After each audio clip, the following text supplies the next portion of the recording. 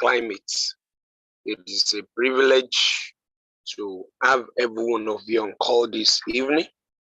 Thank you for joining the call. We have our guest speaker there already. They are on board. And likewise, it is an honor to have our leader from the organization.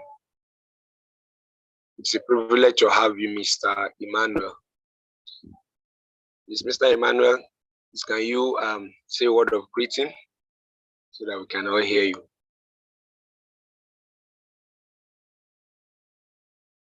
Yeah, good evening, everyone. It's a privilege to be here, just like Mr. Oluwafemi mentioned. Thank you. And I'm not, though I won't say I'm not meant to participate in your webinar, but I'm also to facilitate it and ensure it's running smoothly. And I want to give a great kudos and commendation to Ekiti State team. Despite you are very few in number, you are doing excellently well. We are proud of that, and we believe that you are going to keep the good work continue. All right, I wish each and everyone a very productive and impactful webinar. And to the guests for today and experts that will be speaking, thank you. And I believe it's going to be a loaded section back to back. Thank you so much, Mr. Emmanuel, for that beautiful introduction. We really appreciate you. Thank you for the support and all the lectures so far. All right, so without wasting our time, this evening we'll be discussing on a very germane topic, very interesting and important one. Virtually every one of us, we have seen it on the flyer, and we must have been anticipating that what are we going to discuss? What is the all this all about? What is the essence of this webinar? So we'll be talking on the importance of reforestation in achieving carbon neutrality goals. The importance of reforestation in achieving carbon neutrality goals. Wonderfully, our speakers are on board. This evening, we'll be having two speakers speaking to us. I believe it's to be wonderful, exciting, and filled with a lot of insight. So we have our first speaker. That's the person of Miss Obiora Jennifer. She's a very powerful woman, which I will introduce later. Then we also have Mr. Bamidele James. He will also be speaking. The two of them will be discussing within the next 1 hour. So I really want us to be ready, get your pen, get your notebook, be ready to jot some things down. Is anybody excited to learn this evening? If you are excited, let me see you type something in the chat box. Let me see you type something in the chat box. If you are really, really excited to learn this evening, I'm expecting some comment. I'm expecting some comment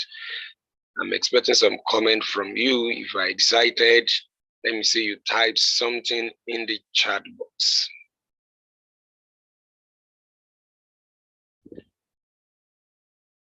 Okay, I can see the feedback. Yes, Precious is saying hi. P said, I'm excited and looking forward to this discussion. Thank you for that wonderful response. You will not be disappointed this evening. All right, so not to waste our time, I'll be bringing on board the first speaker this evening, the person of Miss Jennifer. Miss Jennifer is an economist.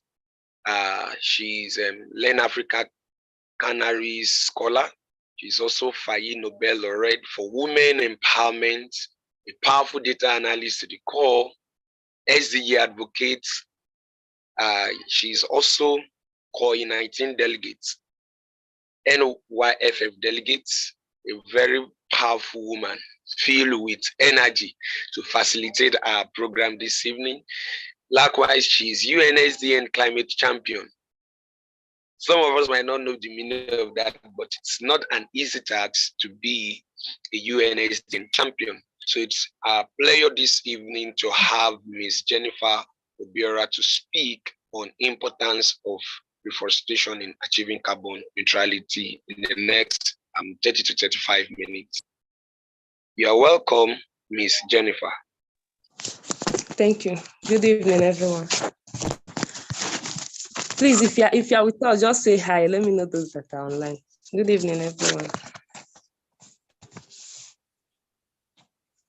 Evening, Ms. Jennifer. Okay, thank you. So today we are going to... Good evening, Ms. Jennifer. Thank you. Good evening. We are going to be looking at how we can achieve carbon neutrality through reforestation. Now, first of all, I would like to ask a question because I like asking questions whenever I'm delivering a lecture or a topic. I like to ask questions to know if my audience actually understanding what I'm saying. So, is there anyone that can give us a definition of reforestation? You can unmute yourself and speak. Who has any idea on the meaning of reforestation? Felling of trees.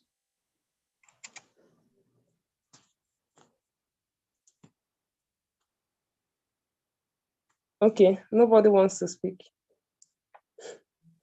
Someone just spoke. Okay, I didn't hear it. What did he say? Please, the person should repeat himself.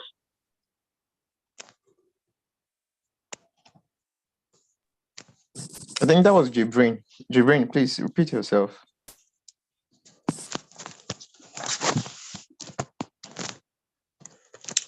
Okay, let's continue. I said felling of trees and vegetation. Felling of trees. Felling of trees. Yeah. That's reforestation. Okay, can I? Okay, sorry. Of Can I course, you speak? can. Yes, yes. Reforestation is a process of planting of trees, a deliberate action of restoring a forest or planting of trees. Okay. I appreciate your contributions. Actually, there is reforestation and there is afforestation. Now, reforestation has to do with replacing trees that have been cut down. When you go to an area that has been deforested, like people cut down trees to use for building or for any other stuff or firewood. Now, when you decide to replace those trees by planting new ones, that is what we call reforestation. Then afforestation is when you are planting trees in a land that has not been forested before, an empty land that have not been, like trees have not been grown in that land before, and you decide to start growing trees there. That one is called afforestation. While deforestation is the cutting down of trees or the felling of trees, that's deforestation. Now, before we talk about reforestation, there must be a deforestation that has occurred. That is why we have to talk about reforestation. Our topic for today simply means how we can achieve carbon neutrality goals through reforestation. Now, what are these carbon neutrality goals? It simply means achieving a net zero carbon emission. Now, the European Union aims to be climate neutral by 2050. That means it aims to achieve an economy without carbon emissions, without greenhouse gas emission by 2050. And in order to meet all these goals, we have to start making adjustments and start devising means through which we can reduce our carbon footprint.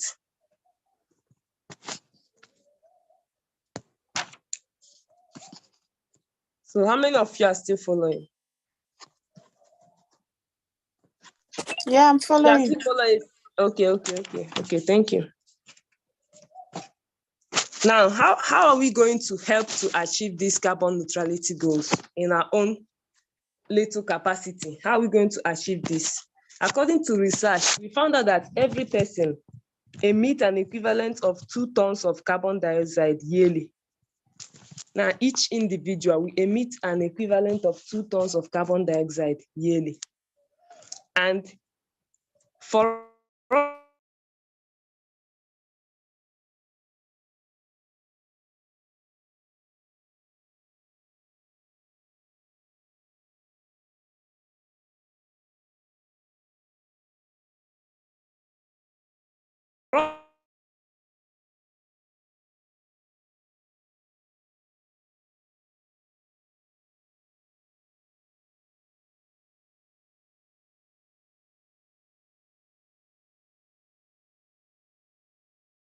us to offset our carbon footprint, equivalent of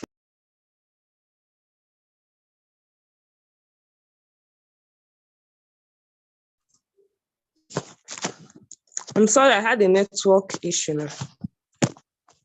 Sorry about it. Trees manufacture their food through the process called photosynthesis. And we know that human beings emit, like when you breathe out carbon dioxide and you breathe in oxygen. Now, this carbon dioxide that you breathe out are what the trees take in, and they emit, they give out oxygen.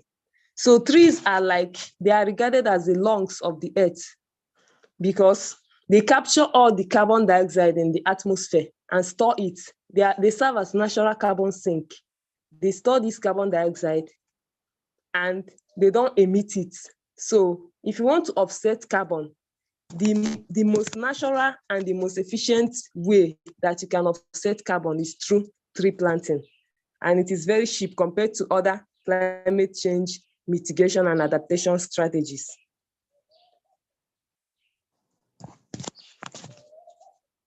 So every person have to plant an equivalent of 92 trees annually to offset your carbon footprint. What are the effects of deforestation? Deforestation can cause so many harm to the earth. It can cause so many harm to the climate, to the environment. First, when you cut down trees, some creatures lose their habitat because some of these creatures, they actually live, some of them live in trees, some of them live in forests. Now, when you cut down all these trees and forests, what happens to those creatures? Some of them will die, some of them will go into extinction. And this deforestation leads to loss of biodiversity. That's when these creatures, they lose their habitats or when they go into extinction. That's what we mean by loss of biodiversity. We can also see that trees help to mitigate flooding. When you cut down trees, it is very easy for that area to be flooded because trees absorb enough water. It is very efficient to use reforestation as a means to combat flooding. In an area that is always flooded, you can plant rain gardens there, you can plant trees there so as to save that environment from flooding. Then deforestation can also cause erosion. It can cause erosion and a greater risk of landslide. But when you plant these trees, you see that that place will be saved from erosion and landslide as well. Now, at this point, I would like to invite the second speaker so that you throw more light on what I said. Bamidele.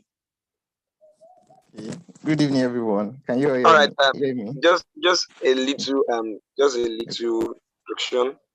Thank you so much, Ms. Jennifer. Okay. Actually, this section is going to be a very interactive one, a very interesting one. I also believe that participants will have one or two questions that they want to have. So let's bring Mr. Bamidele on board to also discuss one or two things so that from there we can now pick it up to discuss from there. So Mr. Bamidele is a very wonderful friend of mine. I don't even know where to start the introduction. But then let me just make it short because of our time so that I will discuss a lot this evening. So Mr. Bamidele is a wonderful friend of mine. He is also a data analyst. I don't know why everybody is venturing into data analysis now. Data is the new oil. Tech is the new oil. Data analyst. He is also a climate actor and agricultural economist dedicated to making research in how to live sustainably, how to practice sustainable living. And he's also a powerful environmental advocate. So let's hear from Mr. Bamidele this evening before we combine the two speakers as we interact properly. Thank you. Okay. Good evening, everyone. Mr. Femi, can you hear me?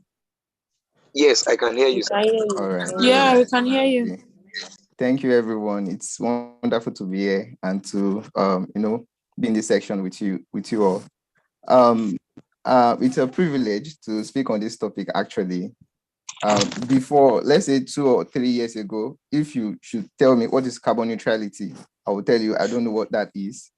Or if you should 2 or 5 years ago, if you're asking about the SDGs or what climate action or climate change really means, I will tell you I don't care. Like, what is climate change? All I know is to live, to eat, and to like make money. But climate change is really affecting all of us. I'm very sure we're all familiar with the word climate change. Am I right? Yeah. Am I speaking for Yes. everyone? Okay, thank you very much. Yes. So if you don't know what climate change is, climate change is a world problem. Actually, it is not just a problem. It's not just a problem for Nigeria or for Africa. It's affecting all of us. And the thing is just that we don't, like, most people don't really care about it, or they don't want to know. All they want to do is to survive. But the reason for this call, the reason for this kind of meeting, the reason for this kind of initiative by UNSDSN is for us to be aware of problems like this, like climate change, food security. These are world problems. Poverty, we all know poverty in the world, food insecurity in the world, and climate change. These are like topmost problems we are facing in the world. So I love that the first speaker touched on the definition of reforestation, and she clarified the difference between reforestation, afforestation, and deforestation. I think we are all clear about that. And I really want to just say a little thing about reforestation because it's the main reason, like the key points in this for this webinar. So just like you've all said, reforestation is just a means of restoring an area that has been an area of forest that was destroyed, that was previously destroyed by planting new trees. The thing is just, see, the problem we have is that the data on tree cover, let me say we are in Nigeria, we don't have proper data on tree cover, which is a major problem. And according to World Economic Forum, it said that 15 billion trees are being cut down annually, not daily, not like in 10 years. 15 billion trees, that's a lot. Can you just imagine 15 billion trees are being cut down annually? And when I did a little research on how many trees are planted yearly, I discovered, according to UNEP, United Nations Environmental UNEP, I can't really remember the full meaning. It's United Nations Environmental something policy program, yeah. So it says that 1.9 billion trees are being cut down, are being planted yearly, compared to 15 billion trees that are being cut down. I don't know, maybe you get me. Hello? Yes, we are following Yes, you. yes, that's Yeah, that's we a follow huge you. difference. One major point I mentioned there is 15 billion trees that I want it to stick, that I want us to take note of is 15 billion trees are being cut down annually, and just 1.9 billion trees are planted. It's a huge problem. It's a huge gap that for us going forward, for us to meet the carbon neutrality goals, which is part of this topic, for us to achieve that, we need to close that gap. In fact, we need to discourage tree cutting. It's the thing is, when we get to the later part of this webinar, I think I will discuss on that. So I would really just love to touch on what carbon neutrality means. I think we've touched on reforestation, so we talk on carbon neutrality. So carbon neutrality in the layman's language is just how we sorry, I think I wrote something down. So carbon neutrality is just about achieving a balance. That's the definition. It's just about achieving a balance between the amount of carbon emissions produced and the amount removed from the atmosphere. Okay, these carbon emissions now are greenhouse gases. Okay, I should come again. Yes. All right, thank you. So carbon neutrality is about achieving a balance Okay. between the amount of carbon emissions produced and the amount removed from the atmosphere. So it's just to, okay, you're welcome. It's just to strike a balance between the amount of carbon emissions produced and the amount removed from the atmosphere.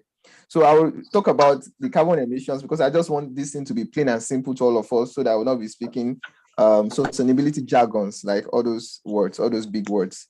Now, carbon emissions that I'm talking about here, they are the greenhouse gases, just like my the first speaker mentioned. And one of the major gases that contribute to climate change is carbon dioxide, CO2. Is one of the major gases that contribute to climate change. And if I would just refresh our memory, climate change is what we are experiencing that most of us don't know or don't feel or don't care about. It's if you've discovered, like if you've noticed that it's getting hotter like every year compared to like 10 years ago when you were small. Am I correct? Yeah.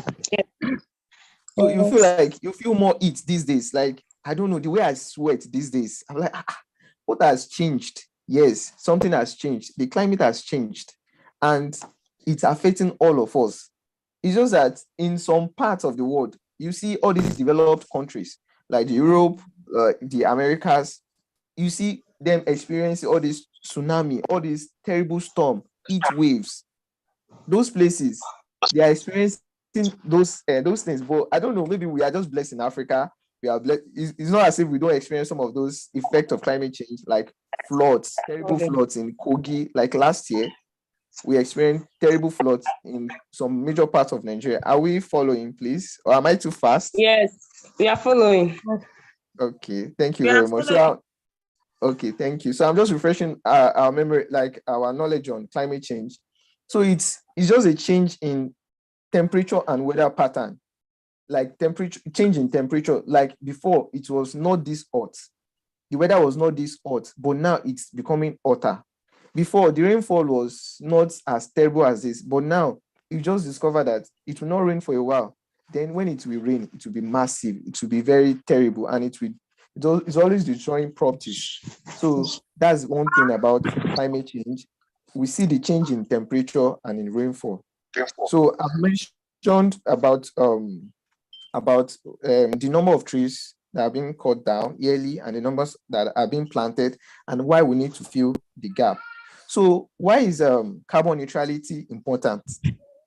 Okay, before I go to that part, the world, or let me say the world, yes, they realize that they realize the problem of this climate change or global warming, that the way we are going in the next 20 or 30 years, if the climate should continue like this, because of our own activity, because we humans, we are the ones that are depleting the ozone, that protective cover that is protecting the earth from intense sunlight. So they now sat down that, okay, let's set a goal to reduce the amount of carbon emission that we release to the atmosphere. So they came together and they signed an agreement, the Paris Agreement, I think about 195 countries, that, okay, we set a goal. And I think from when I was conducting a research on a paper, the goal was for 2030 and for 2050. So by mid-21st century, that is by 2050, the world wants to achieve a carbon neutrality. That is, they want to achieve a net zero emission, just like the first speaker mentioned, net zero. That means that there will be a balance between the amount of carbon emissions we produce and the amount of carbon emission, the amount of carbon that is produced. There will be a balance between it. So as we produce it, there's something that we capture it, that it will not be released to the atmosphere, that will not contribute harm to the atmosphere. So I want you to take this home. The carbon neutrality goals are for 2030 and for 2050. So some countries have already signed that agreement. And I want to chip this in because I'm recently working on a paper we are working on Africa. We are replicating that of EU. The EU has set some goals to reduce their carbon emission.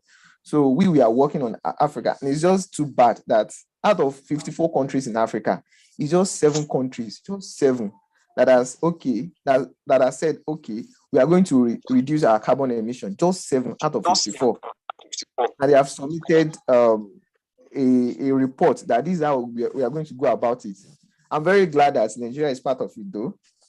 Zimbabwe, South Africa, Tunisia, Morocco, Benin Republic, safe, and which other country? I think Gabon. Just 7 countries out of 54 countries have they've agreed that we are going to reduce carbon emissions. So we still have a long way to go. It's something that we need to take action on. So I will go to the reasons why carbon neutrality is important. Number one reason, like I've mentioned, is to mitigate climate change, is to reduce the effect of climate change. See, the world has, our planet, our environment has been, I will use this word though, we are destroying our environment. We humans, we are the one causing harm to the environment. So the reason why we need to be serious with achieving carbon neutrality is to mitigate climate change, to reduce the effect of climate change, like the, what's it called, the floods, the heat waves. This is why carbon neutrality is important. Number one that I mentioned is to mitigate climate change. Number two, again, is to reduce air pollution. Air pollution, see, in Port Harcourt, I'm very sure some of our folks are from the south. I think I heard that the air there, the quality of the air there is terrible. Like walking on the street alone is as a result of the release of carbon dioxide, carbon dioxide rather. So all these things, they cause pollution to the air that is not even safe. It is toxic to our health. So that's why this is the reason why you need to care about the environment. You need to care about Earth. When people are discussing, they are discussing about climate action. You need to be part. You need to take initiatives. That one alone is terrible. And we see that in those states, you will not even see trees on the road. You will not even see trees. Those places are empty, like on the normal street. We watch movies now. You see that on the street, there's this, what they call this thing? They plant trees to absorb all this carbon dioxide. So the number two reason why carbon neutrality is important is to reduce air pollution. So carbon neutrality helps to reduce the amount of air pollution that is produced by the burning of fossil fuels, which have significant effect on our health. So that's number two reason, to reduce air pollution. Number three reason is to preserve natural ecosystems. Natural ecosystems. See, these things are like they make the world balance, all of these things. So carbon neutrality can help to preserve natural ecosystems and biodiversity. Like because of just like the effect of tree cutting now, people cut down trees indiscriminately. Like everyone will just enter bush. This tree is old. So when you do all of these things, you are chasing away like animals that are part of the habitat. You are chasing them away. All of, like, you cannot enter bush now and kill Aaron there. My Yoruba people with me. All those things, they ran away. Yes, so you have destroyed their natural habitat. All the monkeys, it's rare to find monkeys now because all the trees, they've cut them down. So setting goals for carbon neutrality will help us preserve the natural ecosystem. And again, there's another one under this natural ecosystem. The effect of releasing carbon dioxide causes limits or causes ocean acidification. Our marine ecosystem is not safe because of the carbon emissions. It's not safe.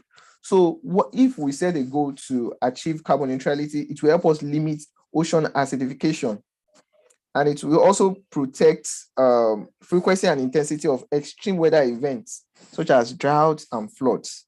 So number four reason why we need to take carbon neutrality very serious is it will help us to promote sustainable development. So what do I mean by this? Carbon neutrality can help to promote sustainable development by encouraging the adoption of renewable energy sources and energy efficient technologies. Now, what do I mean by renewable energy sources? Instead of using fuel, we can tap into solar system, hydroelectric power, wind power. All these things can generate electricity without releasing carbon dioxide into the atmosphere, without destroying our atmosphere. We can switch to these things. we need to take initiatives. But I will still talk on that because that one's kind of big. Number 5 is to encourage corporate responsibility.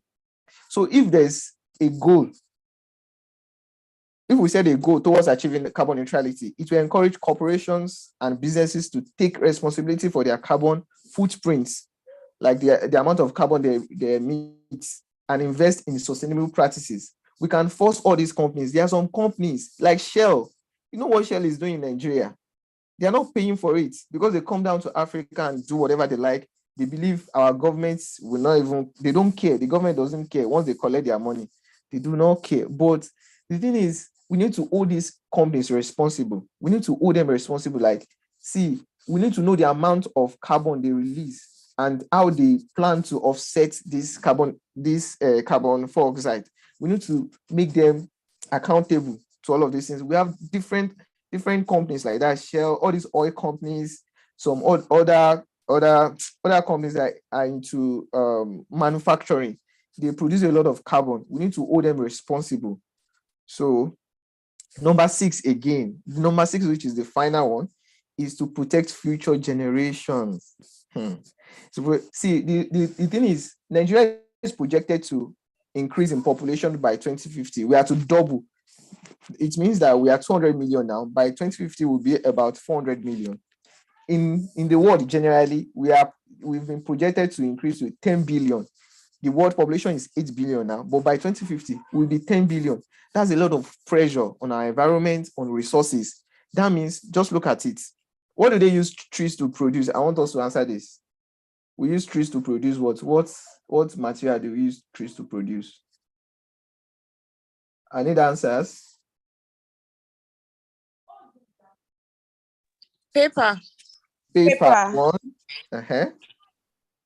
Another one. Furnitures.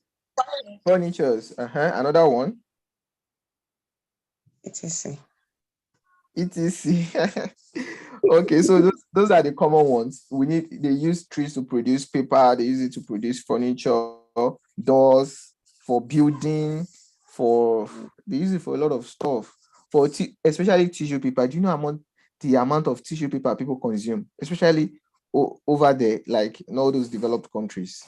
So just imagine that we are consuming that now. Just imagine that when we now get to like 10 billion, when Nigeria gets to 400 million, that means we need more of that. We need more papers.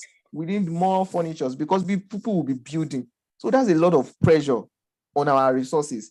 So if we continue like this, that we are cutting down 15 billion trees yearly, and we are just planting 1.9, that 1.9 is safe.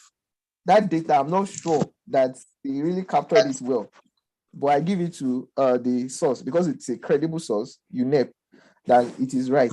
But just look at the gap. If we are cutting down 15 billion trees, so when we now get to 2050, that will be 10 billion. What are we going to be using to produce paper? We are cutting down trees and we are not even planting new trees. If you go to a place now, like there's no policy. I don't even know, maybe we have policy against tree cutting. People just go with their cutting machine, they cut down trees. They be like, this one is right. They don't even replant. They don't even make initiatives to plant new trees. So if we keep living this kind of degenerative lifestyle, I would say it's degenerative because we are just using. We are using. We are not producing. We are not bringing up new things. We are not bringing up sustainable ways to manage our resources. We are not being regenerative. Let me put it. We are being degenerative. Our generation is degenerative. Like all this call for climate change mitigation is kind of slow. People are dragging. We are dragging. The countries are dragging. If we continue like this, the future generation, they're in trouble because there will be a lot of pressure on all these resources that we are just consuming. So that's the last importance of achieving carbon neutrality. And again, I want to quickly mention a country that has achieved this goal. In fact, it was while I was doing research and I came across this country. The country is in South Asia. The name of the country is Bhutan or Bhutan. I don't know if I get the correct pronunciation. It is spelled as Bhutan. it's a country in South Asia. They've achieved carbon, or they are carbon negative. They've achieved carbon neutrality. And how did this country do it? These are the major steps they took. I think I highlighted them. One was to put a ban on log exports. So in that, you can't go to that country and say you want to go and cut down trees and take log. You know that log of wood. Now, when you cut down a tree, you cut it into logs. You cannot take it out of that country. If they catch you, you'll be, I don't know, maybe they are what's it called? Maybe they will arrest you. They will arrest you. They will not even find you because it's a ban. They placed a ban on log exports. Another thing they did is that the constitution states that 60% of the country total land area remains under forest cover for all time. Like, there are trees there. They don't cut down trees. You don't go to that country and cut down trees. Like 60% of that, the total land area is covered with forests. So that's very huge. And another thing that Bhutan did was to provide free hydroelectric power generated by Bhutan's many rivers instead of less environmentally friendly fossil fuels. Now they have rivers. They are putting into use. You know how many rivers we have in Nigeria? In Africa, these rivers are just there. There are no initiatives to convert it into how we can generate electricity sustainably. So what that did was to make use of the rivers there, and they even provide free hydroelectric power, free. Another thing they did was to provide free electricity to rural farmers. That's one key important thing. Provide free electricity to rural farmers. So that's what Bhutan did. I will just, not to waste our time, I will just touch on the importance of trees in helping to achieve carbon neutrality goals. So one thing, just like the first speaker said, trees, they act as carbon sink. Carbon sink is just like the carbon emission that we produce, the tree, they absorb it in their body. Like God has blessed us that we have something. Imagine also we have another means that when we emit carbon, there's something that will take it and it will not even affect the thing itself. And that thing is tree. God has blessed us so much. So trees, they act as carbon sinks. So if we have plenty trees in a country, I know that we still emit carbon, like cars. We have, like in Nigeria now, we've not been using electric cars. So everyone is buying fuel, petrol, we emit carbon. Our industries, they still emit carbon.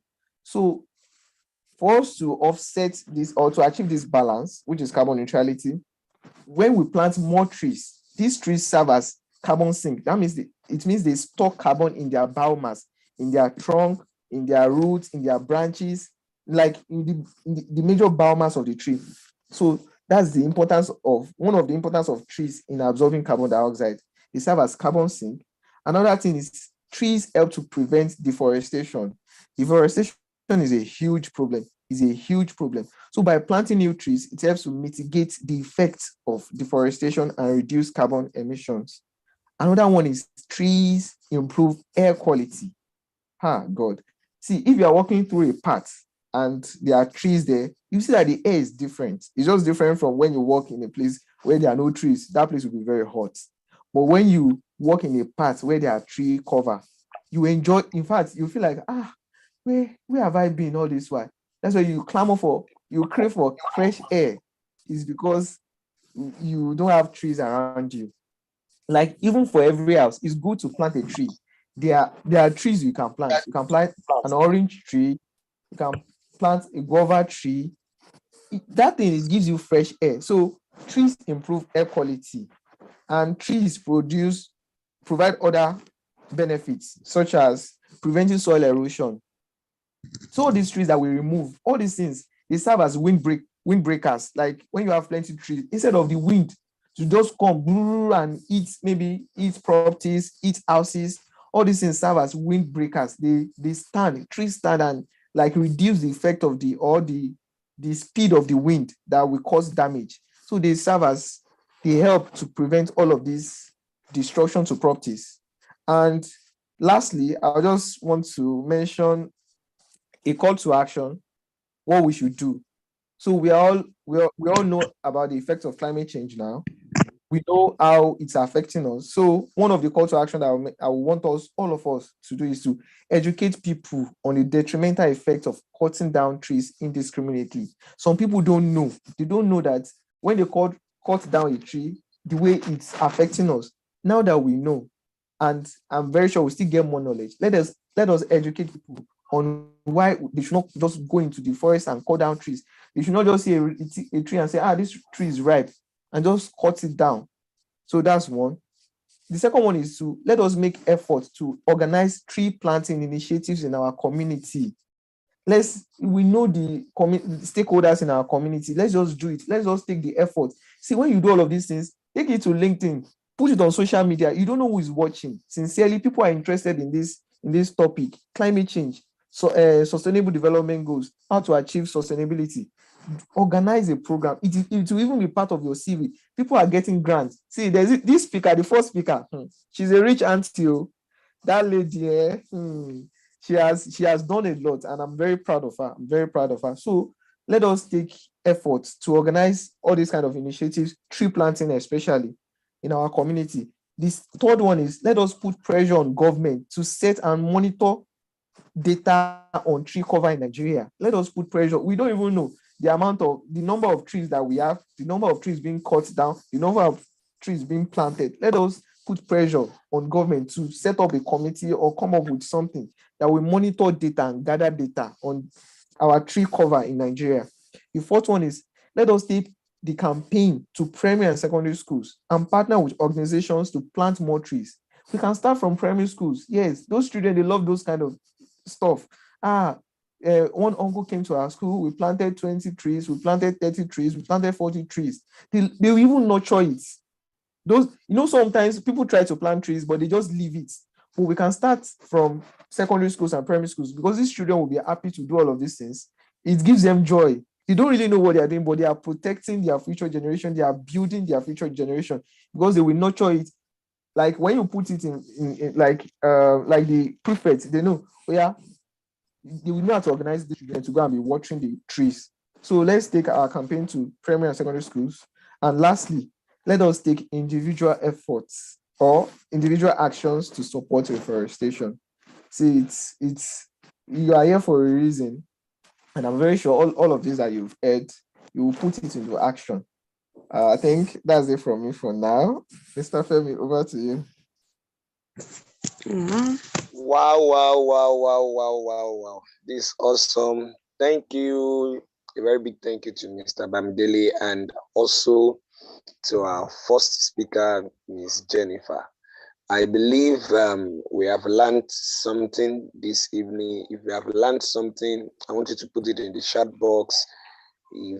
Yes, I'm sorry for cutting you, please. I would like to add some more benefit of tree planting. Okay. Now, these ones are not based on our topic of climate change. Tree planting has other benefits as well. Tree planting helps to promote health. So it promotes healing. You know that some herbs, some drugs we take, they are actually gotten from trees, like different trees. They have healing power, so they promote healing. They also boost the economy. For example, if you plant economic trees, maybe you plant orange in your house, you can sell these fruits and make money from it. Trees also help to reduce mental stress. Maybe you are stressed up, maybe you just came back from work, you are stressed, you need a place you can receive fresh air and think properly. Just go under the trees and sit down there. It helps to reduce mental stress. It purifies the air. I think he has already said about this purification of the air. It also helps to protect the body from skin cancer. Why do we say skin cancer? When your body is always exposed to ultraviolet rays from the sun, you can have the risk of getting skin cancer. But when you plant a lot of trees in your house is always cool. You stay there to receive fresh air. You see that you are protected from this skin cancer. Also, trees help you to save the money you spend on AC. If you have trees in your house, no need of buying AC. You don't need AC for anything. So I believe that if we can look like there are so many benefits from tree planting. There are so many benefits. If you can take up the challenge, make it a norm. Let me just say, you can start like in a month. You can plant, even if you can give yourself a task of planting maybe 1 tree in a month. In fact, let me tell you, do you know you can get rich from tree planting? Do you know that you can get rich from tree planting and climate action? If you don't know Show how, us you the can way. ask me. Okay, we now, are asking. you know, like people that know me very well know that I don't talk about things that doesn't involve money. If there is no money in this, I'm not going to talk about it. So now you can organize like what the second speaker said. You can organize tree planting activities in a school. Maybe for the first start, you might find it a bit difficult to cope with maybe the cost or getting partnership or getting trees that you plant. But I can assure you, if you can manage to do it, just do it. Let me say, just do it once. Get pictures, get evidence. You can get videos of places that are suffering from deforestation. Get videos of the impact of these deforestations, maybe flooding, how it has destroyed farmland, destroyed our water quality. Yes, flooding can spoil the water quality, but when you plant trees will stop this flood. The flood will not destroy your water. Now, when you get pictures, get evidences, compile all these things into facts, and apply to organizations that provide grants. Tell them this is the problem in your community. This is the problem you want to solve. Deforestation or climate change that are caused by so things. Just give them enough evidence. Put pictures, put videos of the problem you want to solve. Now show them what you have done. Look at what I've done. I've organized tree planting in a school, this. But these are my limitations. Funding, I don't have funding. I want to expand the scope of my project to different communities, but I don't have the funding to do it. That is why you're applying for this grant. I assure you, you're going to get it as long as you have done something. But if you're just telling them, I will, you have not done anything, they don't trust you. They don't know your capability, whether you can do it or not. So they won't like to give you any money. And that's the secret of applying for grants and winning it. So if you're a climate actor, don't say, because I'm not into STEM, therefore, I don't think I can get anything out of this. Let me tell you the facts. I studied economics, but currently, my passion is in climate change and environmental. I don't think I have much business to do with economics again. That's because I saw the need. I saw that this is an urgent, a global problem that we have to address. And we need to tackle it from all fronts by developing projects, come up with project ideas that you will use to tackle climate change. So many organizations are willing to sponsor you. They are willing to invest in that your solution to make sure that they tackle this global crisis. It's just for you to be creative in your approach. That's all I have to say for now. Thank you. Wow, thank you so much. That's much value. That's an added advantage to everyone that has yielded to this call. That is not just only about educating. It's not just only about going out to reach out to people. Most of the time when we hear this kind of discussion, what we think about it, what am I going to benefit from it? Is it going to fetch me any money? Is it going to fetch me any value? Now, that's an added advantage to tell you that as you are impacting your environment positively, as you are trying to take care of the environment, you are trying to take care of our ecosystem, you are not just receiving the surface benefit of cleaning the atmosphere, of having a cool environment, but there are other monetary value that you also get that are so much attached to it. We have talked about the economic aspect, in which if you have enough maybe cashew tree, mango tree, orange tree, as those trees are achieving carbon neutrality, at the same time you can harvest them, take it to the market, and have your great sale. And that is a very good opportunity for you to venture into business.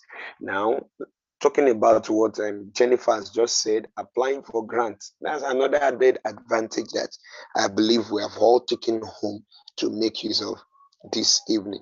So before we continue, thank you once again, Ms. Jennifer. Thank you, Mr. Bamdeli, for those wonderful lecture. Right now, I would like to take questions from our participants. If there's anybody that has question concerning what we have discussed this evening, kindly use the comment box, the chat box, or you put up your hands and you unmute yourself to speak in case we have any question. Anybody? Okay, I can see Ellen Please, sorry, already. before the question, please, I want to drop some ongoing grants that our climate actors can actually apply for. I want to drop some grants. I'll drop it in the chat box, the link. Okay. All right. Thank you so much. So let's have Ellen. Ellen, kindly ask a question. Thank you very much. Thank you. Okay, my first question says, is carbon neutral the same as net zero? As Carbon neutral, net zero. okay. Yes, that is my first question. And my second question is, okay, what is the first step in achieving carbon neutrality? Okay.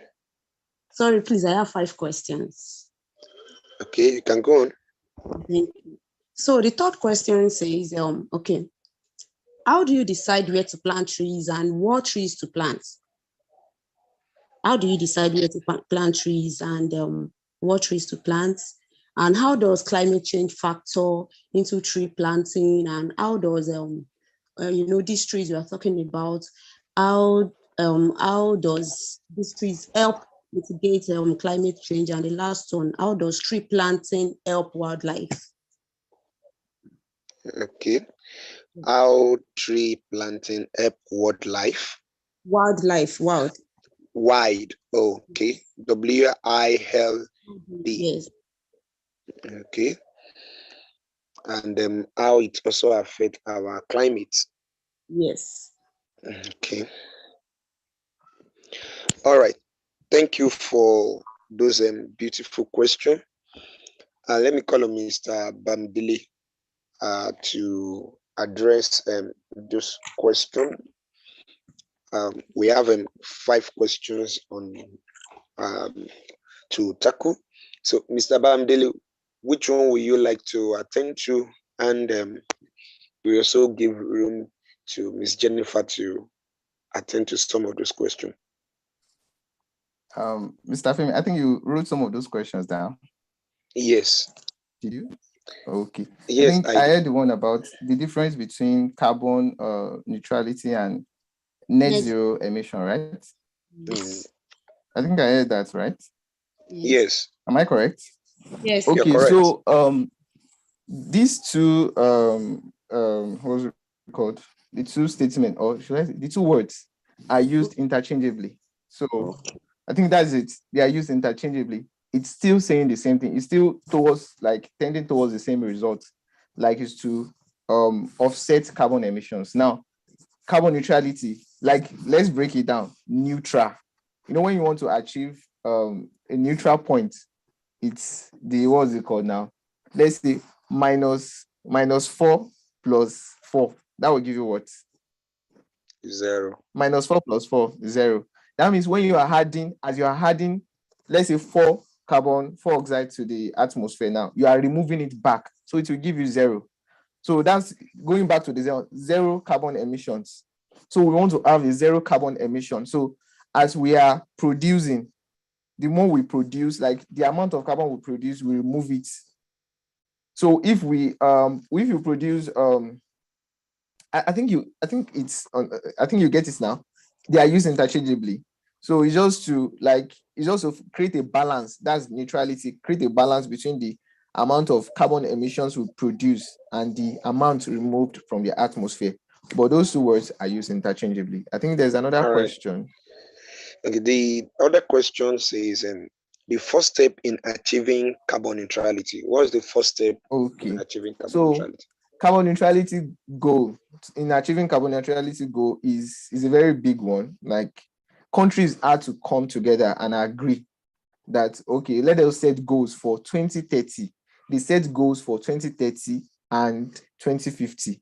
Now, just like I mentioned that in Africa, it's just about 7 countries that have submitted a document. It's a policy document.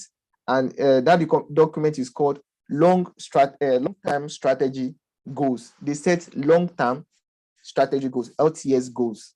So like the world, they signed an agreement, Paris Agreement, 195 countries, that every country must submit a report, a document on how they will go about achieving carbon neutrality.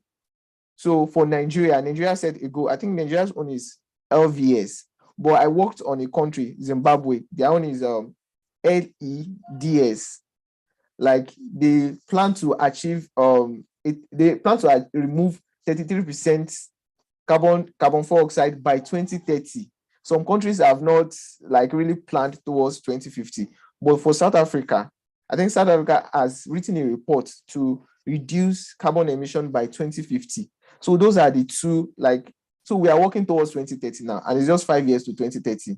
So those are the goals, and towards 2050, those are the goals. Now, the Intergovernmental Panel for Climate Change, IPCC, set up 4 sectors by which these carbon neutrality goals can be achieved. And these sectors are: 1, the waste sector; the agricultural forestry sector; the industrial sector, number 3; and number 4 is the energy sector, which is energy and transport. So the one that we are really focusing on is the forestry sector. The one that is related to this topic is the forestry sector. That in the forestry sector, how do you plan to achieve carbon neutrality?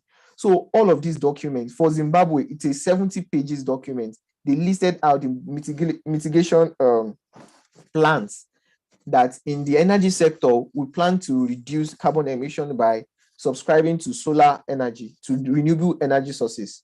That's the main thing. Like main way to achieve these goals is renewable energy sources. So they subscribe to that.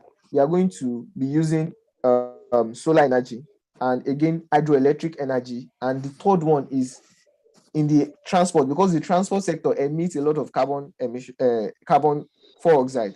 So they plan to use electric cars. Our railway, instead of using the fuel for it, we plan to electrify the rail so that they will not be using fuel for rail. So the IPCC, it's an intergovernmental panel for climate change. Like it's a world body, like sets up these 4 sectors. In these 4 sectors, so this is how we plan to achieve carbon neutrality: in the energy sector, waste sector, industrial sector, and in the agricultural forestry sector. So to achieve carbon neutrality, it's not just that we not just leave it to the government. We have our individual roles to play, but it depends a lot on our government, on our leaders. So in Africa, just like I mentioned earlier, it's just 7 countries that have prepared that document that towards 2030, towards 2050, these are our plan to achieve it. So I Thank think you that so explains much. it. So Is there just a little, another- a little addition to that, just to break to summarize what he has just said. So from the response, so the first step is you have to actually set a goal. So it's the goal that will lead you to what to do. So once you set the goal of, okay, between now and maybe in the next 5 years, this is what I want to achieve concerning carbon neutrality. This is the degree. So from that goal that you have set, then you begin to practice what will make you to achieve it, either by planting trees or changing the source of your energy. Then campaign, ensure that everybody knows about it, and begin to do it, practice it. So those are the steps that we need to take to achieve carbon neutrality. So let me give Mr. Bamidele a little break. So Miss Jennifer, kindly help us with this question. How can we decide the kind of tree to plant, and then where do we where to plant those trees? How to determine where to plant trees and the kind of trees to plant in those places? Okay, first of all, where you plant trees, you must plant it 15 feet away from buildings. Okay. So that there will be enough room for the roots and the branches to reach the full size. So you plant trees 15 feet away from buildings. Then how to decide the type of tree you are going to plant? It depends on the condition of the place you are planting the tree and the size of the tree. For example, if the place you are planting the tree is a place that is not spacious enough, of course, you're not going to plant a tree that you know that this tree can grow very tall and very big. You're going to plant a tree that is maybe smaller in size, depending on the space you have. If you have a wide space, you can plant those trees that can grow very tall, that can expand. Then you also check the conditions of the soil.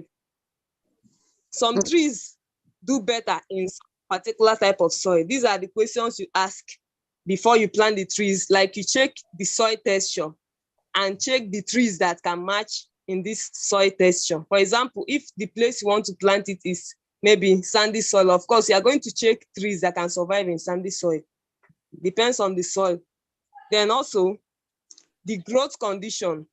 If the place you are planting is a place that has enough maybe shade, or maybe the building is already providing enough shade to that place, you're not going to plant a tree that doesn't survive in a place that has shade. For example, you have trees that survive when there is more sunlight. You don't bring those type of trees and plant it in a shady place. Now you have to find out the place you want to plant the trees. What are the type of trees that can survive in this particular environment? And what are the size of the trees you want to plant? These are the things you have to put into consideration. And remember to always plant it 15 feet away from buildings, so as not to harm the building or push down the structures, because of the branches are always strong and they go far. So yeah, sorry, the roots. Some trees, the root of the trees can actually pull down a fence when you plant it very close to the fence. Now you have to plant it 15 feet away from buildings. Have I answered your question, or do you have any other question based on this? Yes, another question. I believe you have answered, but let's take the last question given. How can plants, how does tree planting affect wildlife, and how does it actually affect our climate? The other one, how it affects our climate, I believe in the course of the lecture we have actually discussed that under the importance of tree. But basically, just a little recap. Then, in addition, how does tree planting affect our wildlife? Now, tree planting helps to save biodiversity. Like there are some wildlife or some animals that live in the trees. Are you aware of that? Please come again.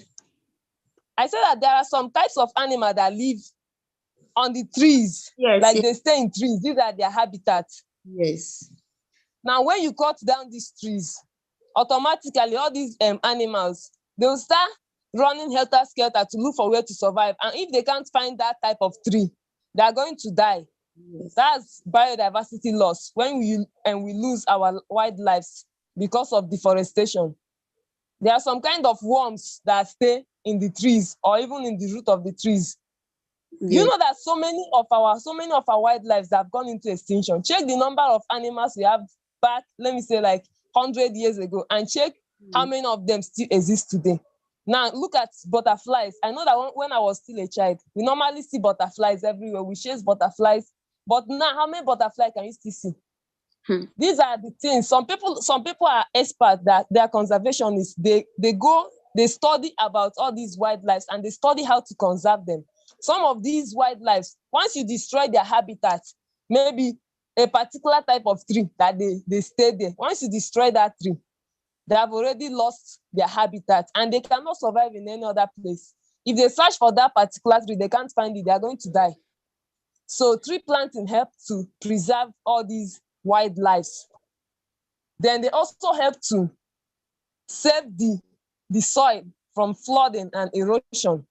You know that trees can absorb water very well. Yes. Now, if there's a particular place that is always flooded, the solution to that flooded area is either you plant trees or you make rain gardens there. or wetland. There's also what we call wetland. These are our natural resources that we have to preserve. All these wetlands, they help to mitigate flooding. Trees also help to mitigate flooding as well.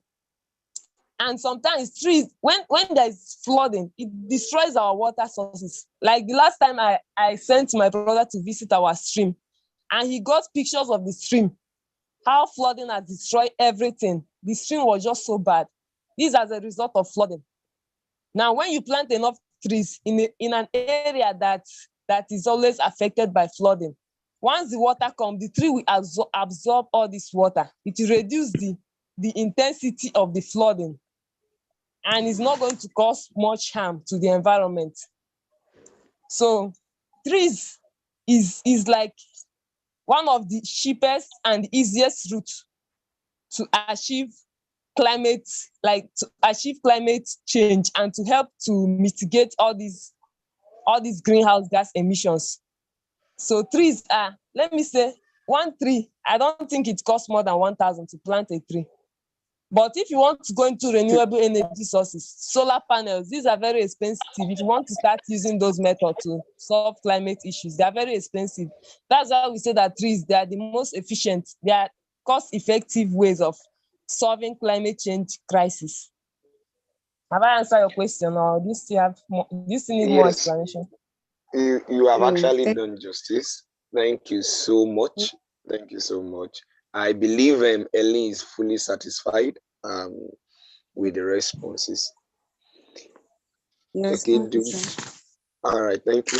So do we still have anybody with question before we call it a day? Any other question? If you have question, you can use the chat box or you put up your hand and you unmute yourself to speak.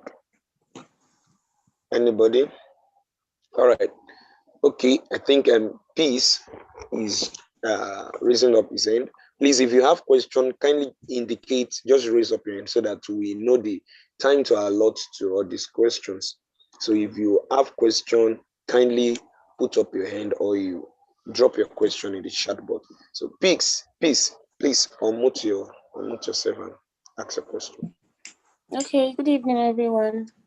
Good I evening. dropped a message on the chat box. My question, I dropped 2 questions, and I'll be grateful if they can be answered. Oh, sorry, Oh, I didn't can't see the get the question. questions. I I can't didn't see see the any question. question. Oh my God! No wonder nobody has been replying me. I've been dropping messages. I dropped my contribution to carbon neutrality and carbon net zero.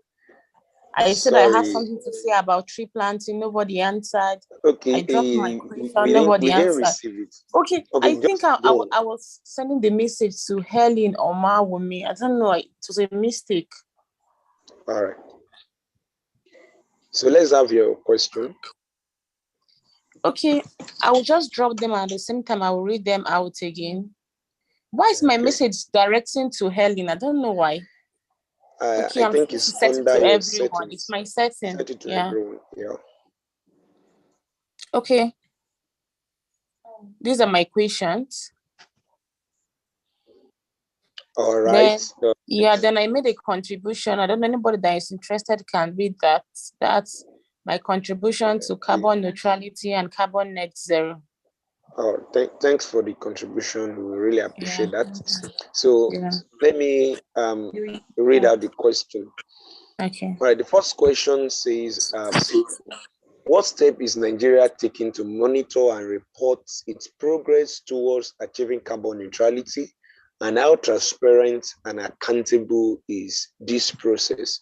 So let me call on Mr. Bamdele to give answer to that. What step is Nigeria taking to monitor and report its progress towards achieving carbon neutrality, and how transparent and accountable is the process?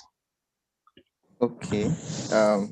Miss Peace, thanks for that question. This question is loaded, I must say.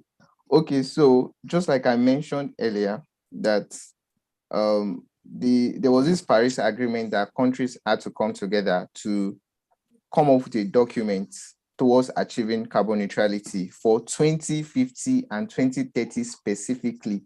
For 2030, like all countries, agreed that by 2030, you must have reduced your carbon footprint by this amount. Like there's a percentage. And by 2050, which is to achieve a net zero carbon or to achieve carbon neutrality, the amount of carbon, like the percentage, like you have to state it in your policy document or the report. Now, Nigeria is one of the few countries that have submitted a long strategy, long-term strategy policy document, or that of Nigeria is a vision statement or something like that. LVS. I think my colleague worked on Nigeria, and while he was giving his own report, he mentioned LVS. So Nigeria has a policy document towards achieving carbon neutrality goal.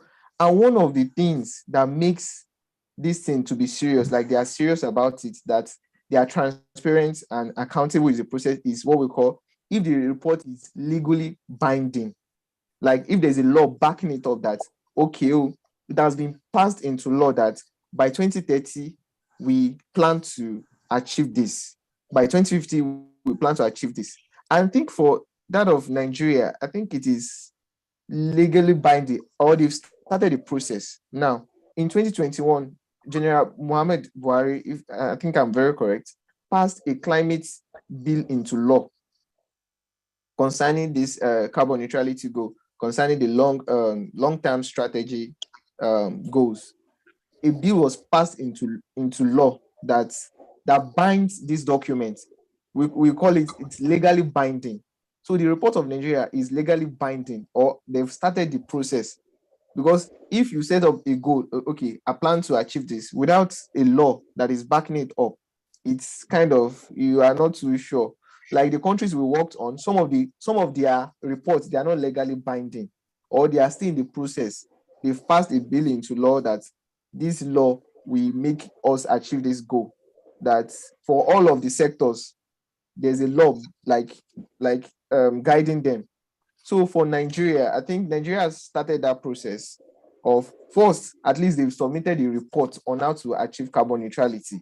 That one is commendable, because out of the 54 countries in Africa, Nigeria is one of those countries that have submitted a report on how to achieve carbon neutrality goals by 2030 and 2050. And in that report, I think I can get that report if we want it. It's always like lengthy pages, but if you really want to like go into it, I can get a report for the 7 African countries. There's a site where you can download them. So that site was created by UNFCCC, where countries submit their reports. It's free to download. So I think Nigeria has started that process of achieving, and I think Nigeria is serious about it. Number 2, if I should answer that question, Mr. Femi, can I answer that question too? Yes, you can, briefly. Okay, how can Nigeria collaborate with other countries and international organizations to accelerate its transition to a low carbon economy and achieve its carbon neutrality goals? Now, in this report, like the report is a detailed document, like all the policies they plan to achieve the carbon neutrality goals, they are there. Now, part of the document, a section of the document states like the estimated investments, like the money that will be needed to achieve, because for you to like do all of these renewable energy sources, it's going to cost, to build dams, to create hydroelectric energy, it's going to cost a lot.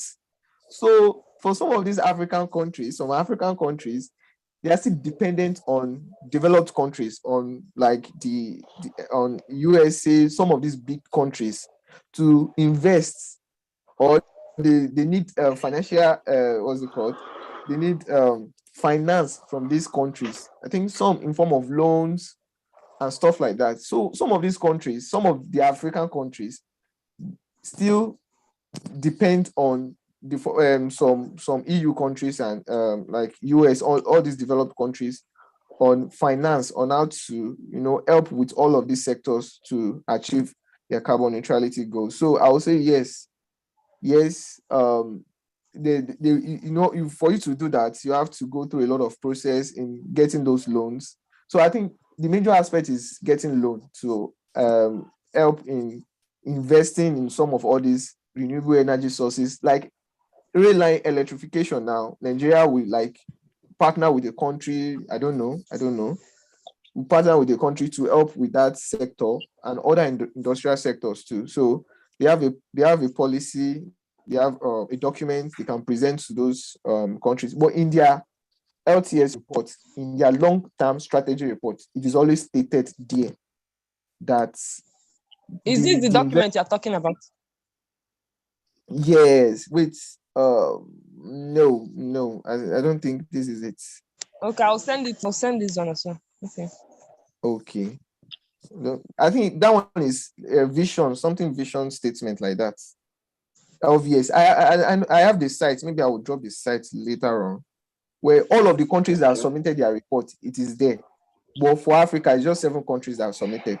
So there's a report for that. I will send it, Miss Peace. I think we can send it on the group chat if you, Mr. Femi, right? All right. Do that. Yes, we can actually do that. And so it will. Thank you so much. It will be wonderful for us to go through the reports, especially that of Nigeria. Thank you. Mm-hmm. So all those essential documents will definitely be sent on the group chats. So please, let's do well to join the group chat if you have not joined, and if you need the link, you can do well to contact me, or you just go back to the form that was issued out. The link to join the group chat is actually there. So because of time, we still have another call by 7:30, and then this 7:25. So we'll be wrapping up now and be calling it a day. Actually, if you really enjoyed tonight's section, I want you to drop it in the comment box. Let's appreciate our guest speakers. Let's show them how far we have really enjoyed them. I personally have enjoyed them. So please, because of time, we won't be able to take questions now. But you can drop your question on the group chat. We'll definitely answer. So just drop your question on the group chat. We'll answer you and give you the perfect response. So thank you so much. We sincerely want to use this medium again to appreciate UNSDN Nigeria chapter for this wonderful opportunity, for this program, for setting up CAAP, Climate Actor Accelerator Program. Thank you for bringing this up. It's a wonderful initiative, and we have all learned 1 or 2 things that will help us to contribute positively to our environment. And I want to say that don't just acquire this knowledge by having it in your brain, but let it be seen through your works. That is, let's put them to action. We have call to action. So please, let's go out there. Tree planting doesn't cost us anything. You can just get the seed of cashew, the seed of mango. We're in fruit season now. You can get all those seeds, preserve them, nurture them, and transplant them at the appropriate place. We've already learned that when you want to plant your tree, just make it 15 feet away from building. So thank you so much. It's been a wonderful time. To our guest speaker, we value you. Thank you. And I believe if we are calling you again, you will definitely respond. And God bless you. Do have a wonderful evening, and be blessed. Thank you and good night. Thank you. Thank you all. Thank you guys for this session. Thank you. You're welcome. Thank you for joining. It was Thank you, Ellie. transformative. Thank you.